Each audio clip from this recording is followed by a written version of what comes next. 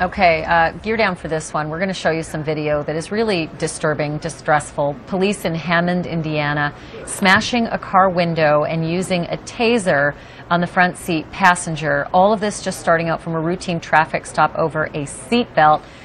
What may be a little different from some other things you may have seen, 2 kids were in the back seat when all of this happened, and you can hear as this unfolds how traumatized they were. Have a look.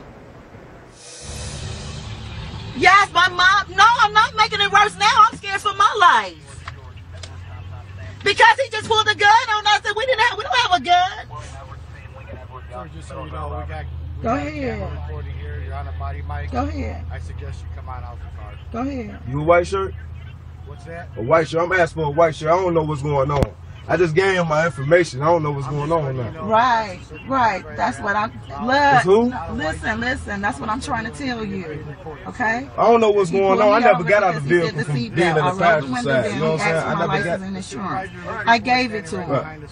Okay. Now he asked the man. Y'all got white shirts here?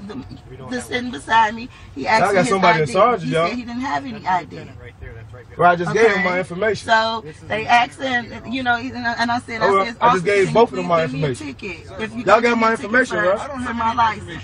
I mean, if you're going to give me a ticket for no seatbelt, if you're going to give me a ticket for no seatbelt, right here, then just give me a ticket so I can go to the hospital because the doctor called me to tell me to come in because my mom is about to pass away. All right, so I guess he's looking for his information in his book bag. When he digs in his book bag, they pulls a gun out. What was the purpose of a gun? And now they asking me to open my door so I can get out. I'm scared. If you can pull out a gun in front of it's 2 kids in the back seat. For you. Do you understand? Yes.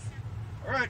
No, don't mess my. Now they're about to mess my. No. I'm not the operator in this vehicle. So if you do that, all right. I'm not the operation in this vehicle. Are you gonna open the door? Why do you say somebody's not gonna hurt you? People are getting shot by the police. Oh, damn!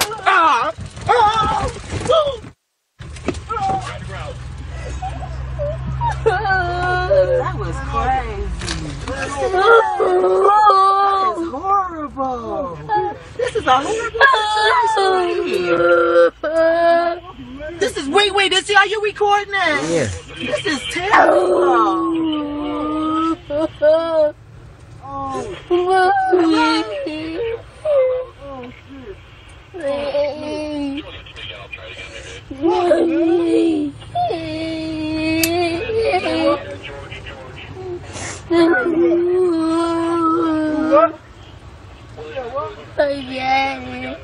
Take it off.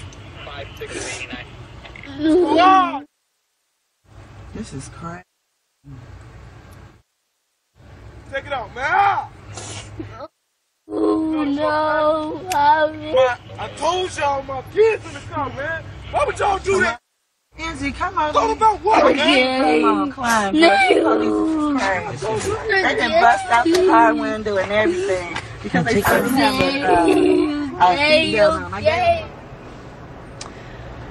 That is just so disturbing on so many levels. I want to bring in CNN's national correspondent Susan Candiotti. Paul Callan and Sunny Hostin are still here as well. Fill out a little more of the backstory on this, if you would. Right. This happened September 24th, Hammond, Indiana. It's outside Chicago, Illinois.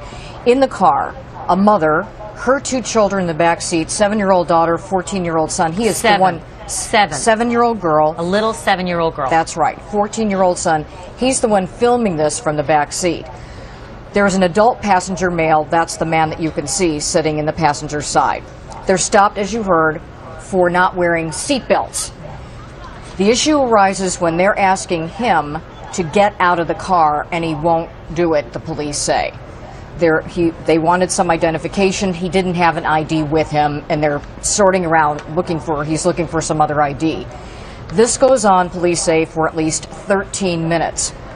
Ultimately, you see a police officer come up, backups are called. In the meantime, the driver, the mother, is on the phone with 911. That's who you hear her talking to say what's going on. When he refuses to get out, you finally see another officer approach with that axe, crashing the window, smashing that window. that's when you hear the children react as they do, and they tase him and finally get him out of the car. These people have now filed a lawsuit against the police department saying, alleging excessive force, using the taser. They were assaulted by the police officers. Police officers say, you know, we saw him moving for something, and there could have been danger involved, so we had to get in there. They made a statement, just quickly, because I want to get our lawyers' takes on it. The statement from the police department.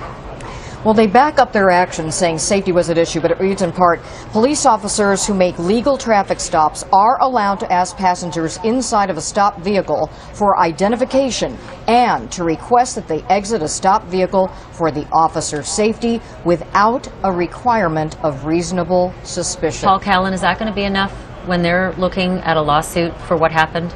Well, this thing functions on two levels, reasonable human being and legal, okay? The cops screwed up here. I mean, come on. I mean, there are kids in the back seat. A 7-year-old. They should have handled it differently. But the law, I think, will back them. And you have to understand that... Will back them? Yes, because family. You have an obligation to produce identification. If they tell you to get out of the car, get out of the car. the law will back the family, or the law will back the officers? No, the law will back the cops. They have the right to ask you to get out of the vehicle, show identification. And you know why? Cops get killed every day. About 50 a year get killed in incidents like this. I have also been told as a single female driving on a road that if I see someone trying to pull me over, I have the right to continue to a populated area.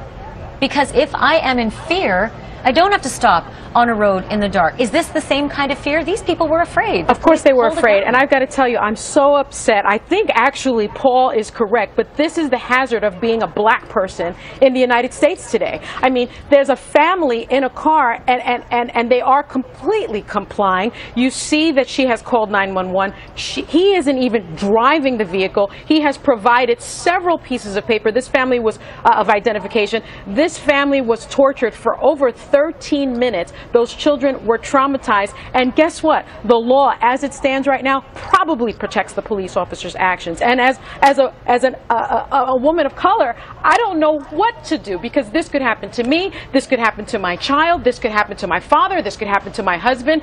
What do we do about the inherent racism that we're seeing over and over and over again in these United States during these traffic stops? Give me a break. There's no evidence that this is a race. Give me a break, Paul. If there was a white family, this would have happened. No, this would not have happened. You have no idea. I do have an idea. I think because I live in the United States as the person that I am. It shouldn't have happened, but to turn everything into a racial issue, it's not everything, but this is incorrect. This is. And legally, the cops can ask you for ID, ask you to get out of the car. If you were with your family in that car, this would not have happened. Hey, listen, period. The advice I give to my kids, don't get into an argument with a cop. They weren't arguing. Because you're never going to win. And yeah, I think you're both right. You both have a lot of merit in what you said. Susan, thank you for the reporting. I don't think that's the end of it. I think this is going to go on, and I think this could be one of those things where you see people taking to the streets out of the kinds of frustration that Sonny has elicited.